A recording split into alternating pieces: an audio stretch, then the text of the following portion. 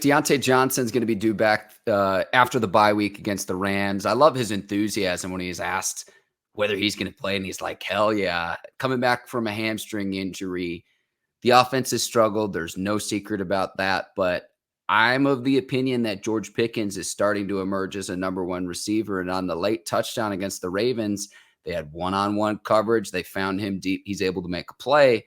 Diontae Johnson, regardless of what kind of defense you throw at him, his route running ability, he finds a way to get open.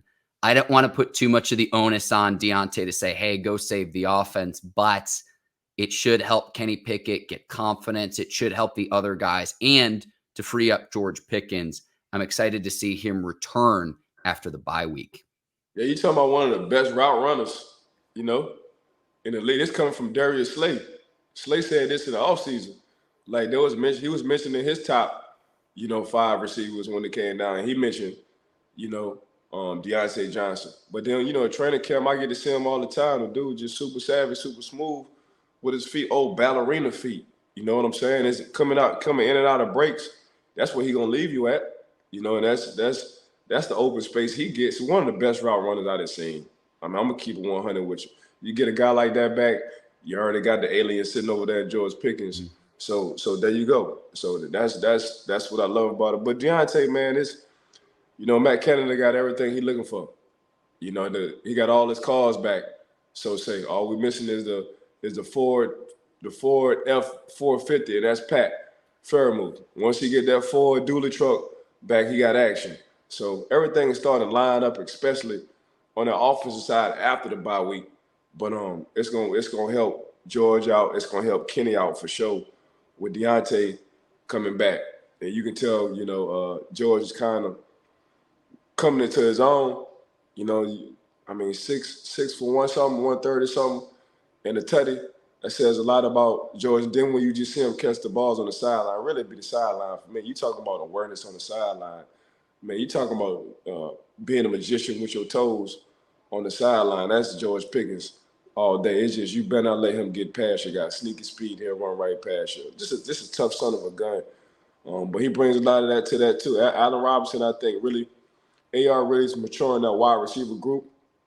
And Diontae said it too as well. It's a lot of maturity work he had to do. He acknowledged it. He got better. So it's just good to see that wide receiver core, that wide receiver group really just doing what they're doing, because really it's a special group for me. You got a veteran guy in AR. We ain't even talking about Calvin Austin, the third, on what he can do. He can take the top off whenever he wants to. So he can go convertible with that.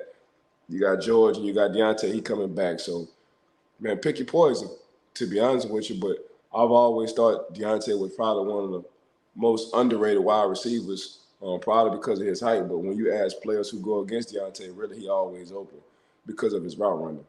Yeah, and the play he got injured on against the 49ers, he gets like a 23, 24-yard gain, hurts the hamstring. Ease him back into things too.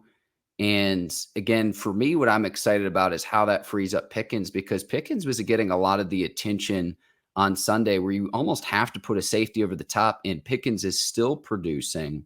Now it's like, okay, if you want to take away Pickens, if Deontay's going to get one-on-one matchups, he's going to eat opposing defenses alive, because say what you want about the struggles of the Steelers offense, the consistency for since we've been doing this show, since the 2019 season, has been Diontae Johnson's ability to get open regardless of who's lined up from him, what kind of coverage is lined up from him.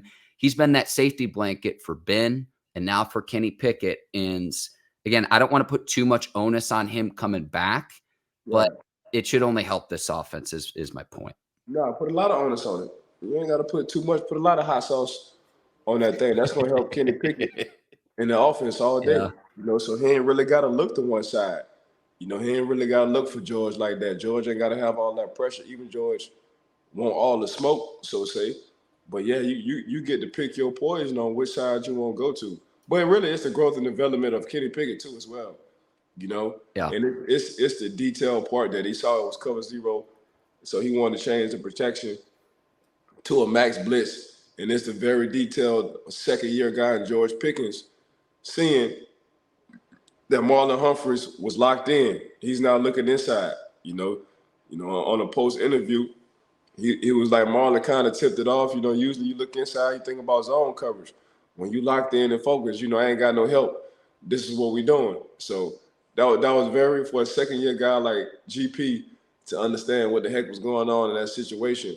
And guess what the play calling was? He did max protection, and he looked over there to George Pickens, and he called Randy Moss. I know if I'm a cornerback and I hear Randy Moss, you say that to the receiver I'm checking, that means go ball. That means go ball. So it's just the small things like that. The moment ain't never too big for George Pickens. That's what you got to love for him. That's what you got to love about him. But Diontae coming back, man, it's truly going to help this offense in my mind, Mark. So you think the Randy Moss's go ball, some people were saying on Twitter that it's possibly the R and Randy sliding the protection to the right, which also did seem to happen on that play, Ike, but Randy Moss means go ball. I just want to clarify that for people because there were a lot of questions about that. Yeah, yeah, so I don't know what else it could be, but I want to hear your perspective as someone who actually played. Yeah, when you see what Randy Moss is known for, throwing a hand up and doing what? Go ball. Toss me the ball. Yeah, once he get even with the cornerback, Bleav me, I know.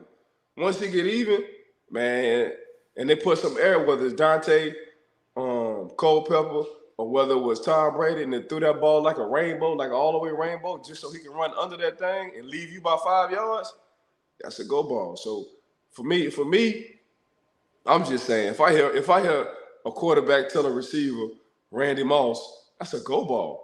I mean, when you look at ESPN, he got a segment called "You Got Moss." It's a go ball. So that's just what it is. So yeah, that's that go ball. You hear Randy Moss again, they might switch it up. So since everybody heard Randy Moss, the Randy Moss might be a slant now, or it might be a curl now. So I know at that particular time, if he see cover 0 and he tell George Pickett, Randy Moss, I'm like, man, let me back up and catch this dang go ball.